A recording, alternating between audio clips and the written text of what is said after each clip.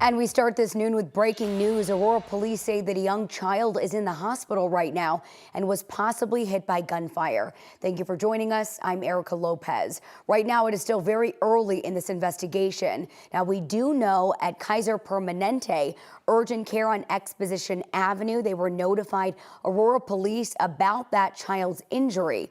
Police believe the child was hurt at a residence near that clinic. Officers right now are on the scene. They have not given out any other details just yet. We have a crew there. We're working to get some more details, and we will bring you those on air and online as soon as we learn them. An investigation is just beginning into the Fort Collins police shooting of an armed man outside of a home. This happened last night, but detectives were very active at the scene through the night. Police say they were called to a home on Eastdale Drive around 10:30 for an argument involving a man with a knife. Officers report that he was still armed when they got there, and he wouldn't listen to commands to drop it. They say they tried several non-lethal ways to get that man to comply. When he did not, an officer fired his gun, hitting that man. The man was taken to a hospital, and right now we do not know his condition. No officers were hurt. Aurora police shot and killed a man on Saturday. The Arapahoe County Coroner's Office identified him as 58-year-old Todd Smith. Police say they responded to a call on East Arkansas Drive for a husband and wife arguing. One officer was talking to the husband in the garage, but police say during that conversation, the man pulled out a gun and would not listen to commands to drop it. The officer then shot the man. He died at the hospital. The officer is now on paid administrative leave.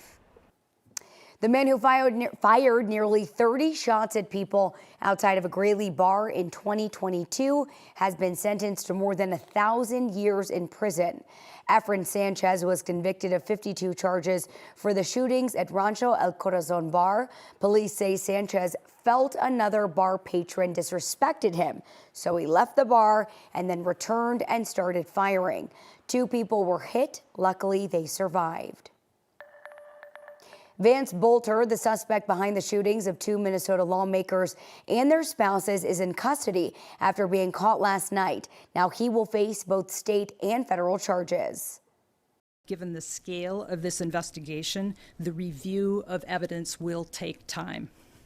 I want to assure our community and all those who are grieving that we will seek justice and accountability for the victims of all these heinous crimes.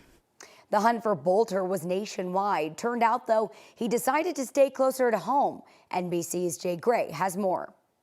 We continue to see people adding to a memorial here just outside of the Capitol. And really, they've been showing up since before the sun rose here, bringing flowers, some with candles, notes, flags. This to honor the victims. Representative Melissa Hortman, her husband Mark, who were killed in the attack, and then colleagues wounded, Senator John Hoffman and his wife Yvette. They were hunted down, according to police, by Vance Bolter, the man who was captured last night after more than 40 hours on the run.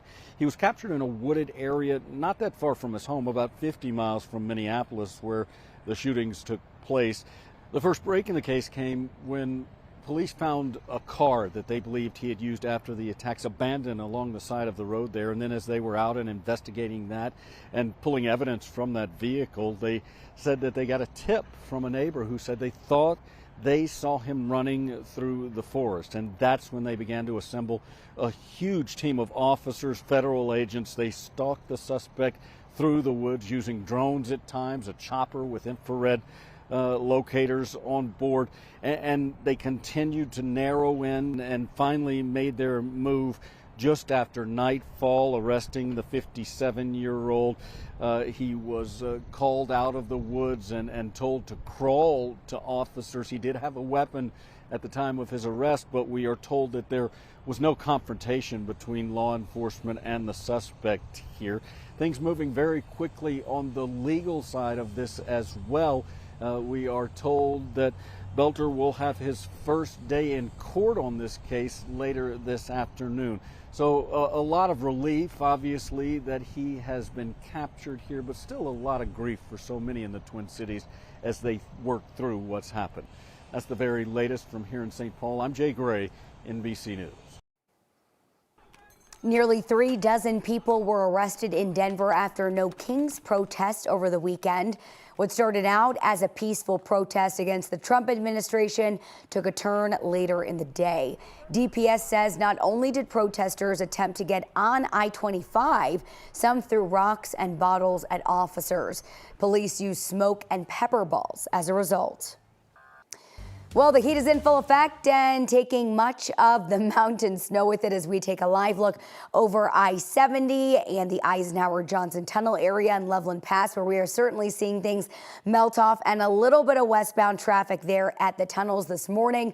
Meteorologist Keely Chalmers with us this noon to break things down. And Keely, not only will the heat continue, but there will likely be more storms today. We're seeing that pattern continue as well. Absolutely. And I think those drivers in that traffic trying to get up to the mountains to escape the heat, a little relief from the heat at the higher elevations, because it is going to be a hot day. We've got lots of sunshine, temperatures already in the 90s here outside the 9 News studio. So we're looking at upper 80s already, low 90s. We're on our way to temperatures in the low to mid 90s by this afternoon. 80s and 90s across the plains. We're already in the 70s and 80s up in the mountains as well. Mostly sunny today. Your forecast for the metro area, your forecast high 93 degrees. And again, lots of sunshine, just a few clouds, and those clouds will increase a bit as we head into the afternoon hours. So we'll start to cool back down, getting back down into the upper 80s, not until 6 o'clock tonight. So that heat, that tops our weather headlines for this Monday. We do have the threat for some severe thunderstorms.